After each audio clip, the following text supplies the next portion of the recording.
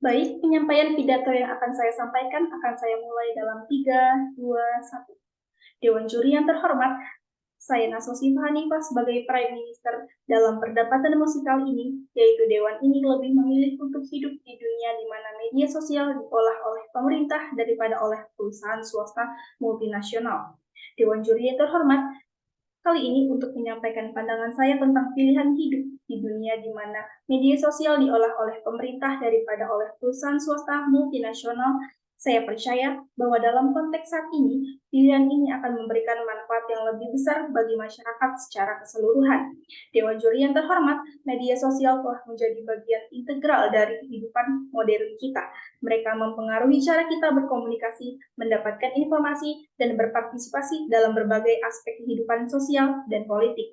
Namun, saat ini media sosial dikuasai oleh perusahaan swasta multinasional yang bertujuan utamanya adalah mencari keuntungan finansial. Dewan Juri yang terhormat, ketika media sosial dikendalikan oleh perusahaan swasta, prioritas mereka adalah meningkatkan pertumbuhan dan keuntungan mereka. Ini berarti bahwa keputusan mereka seringkali didasarkan pada pertimbangan bisnis daripada kepentingan publik. Algoritma mereka dikembangkan untuk memaksimalkan waktu yang dihabiskan pengguna di platform mereka. Seringkali, dengan mengarahkan perhatian kita pada konten yang kontroversial atau menghasilkan reaksi emosional tanpa mempertimbangkan kebenaran atau dampak jangka panjangnya. Dewan Juri yang terhormat, izinkan saya untuk menyampaikan argumentasi saya yang selanjutnya ialah skenario lain yang mungkin terjadi ketika media sosial dikendalikan oleh perusahaan swasta. Yang pertama ialah pelanggaran privasi massal. Perusahaan multinasional yang memiliki kontrol penuh atas media sosial dapat dengan mudah mengumpulkan, menyimpan, dan memanipulasi data pribadi pengguna tanpa persetujuan atau pengetahuan mereka. Ini dapat mengarah pada pelanggaran privasi massal dan penyalahgunaan informasi pribadi oleh perusahaan untuk kepentingan mereka sendiri. Skenario terburuk yang kedua ialah manipulasi opini dan penyebaran propaganda dalam upaya untuk mencapai keuntungan dan kekuasaan. Perusahaan multinasional dapat dengan mudah memanipulasi algoritma dan aliran informasi di media sosial. Mereka dapat menyajikan konten yang sesuai dengan kepentingan mereka atau bahkan menyebarkan propaganda untuk mempengaruhi opini publik.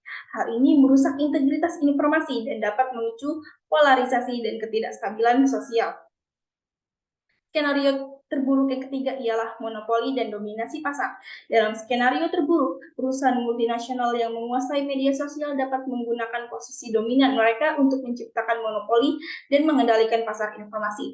Mereka dapat menghancurkan persaingan dan mengontrol akses ke informasi yang relevan, membatasi variasi dan keberagaman perspektif yang diperlukan untuk masyarakat yang sehat dan inklusif. Skenario terburuk yang keempat ialah ketidakadilan dan diskriminasi. Perusahaan multinasional tidak diatur dengan baik dapat dengan mudah melibatkan diskriminasi dalam pemrosesan data atau dalam algoritma mereka.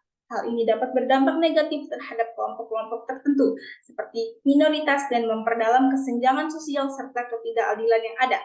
Kemudian, skenario terburuk yang terakhir ialah ketergantungan dan kecanduan. Perusahaan multinasional yang mengelola media sosial cenderung merancang platform mereka agar menarik dan adiktif. Dalam skenario terburuk, pengguna media sosial dapat menjadi sangat tergantung dan kecanduan terhadap platform tersebut. Ini dapat berdampak negatif pada kesehatan mental, interaksi sosial, dan produktivitas individu. Dewan Juri yang terhormat, di sisi lain ketika media sosial diolah oleh pemerintah, terdapat potensi untuk mengatur dan mengendalikan konten yang beredar secara lebih efektif. Pemerintah dapat menerapkan kebijakan dan peraturan yang mengarah pada keberagaman pendapat, perlindungan privasi, dan pengendalian penyebaran informasi palsu. Dalam konteks ini, tujuan utama pemerintah akan menjadi kepentingan publik dan kesejahteraan masyarakat. Dewan Juri yang terhormat, izinkan saya untuk melanjutkan argumentasi saya selanjutnya. Selain itu, ketika media sosial diolah oleh pemerintah, kita dapat memperoleh kejelasan mengenai bagaimana data pribadi kita digunakan. Pemerintah yang bertanggung jawab akan memastikan privasi kita dilindungi dan penggunaan data dilakukan sesuai dengan hukum yang berlaku. Hal ini berbeda dengan perusahaan swasta yang seringkali mengumpulkan dan memanfaatkan data pengguna tanpa transparansi yang memadai.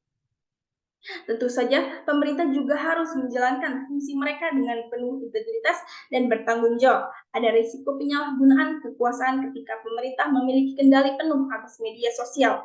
Maka dari itu, perlu ada mekanisme pengawasan yang kuat dan kebebasan berekspresi tetap terjamin. Dewan juri yang terhormat, sebelum mengakhiri mosi pada kali ini, izinkan saya untuk menyampaikan kesimpulan daripada argumentasi saya, ialah meskipun pilihan untuk hidup di dunia di mana media sosial diolah oleh pemerintah mungkin tidak sempurna, saya lebih memilih opsi ini daripada pilihan saat ini di mana perusahaan swasta multinasional mengendalikan media sosial. Dengan kontrol pemerintah yang bertanggung jawab, kita dapat mewujudkan kebebasan berekspresi yang sehat, perlindungan privasi yang memadai, dan pengendalian yang lebih baik terhadap penyebaran informasi palsu. Semua ini adalah langkah yang penting untuk menuju masyarakat yang lebih adil dan beradab.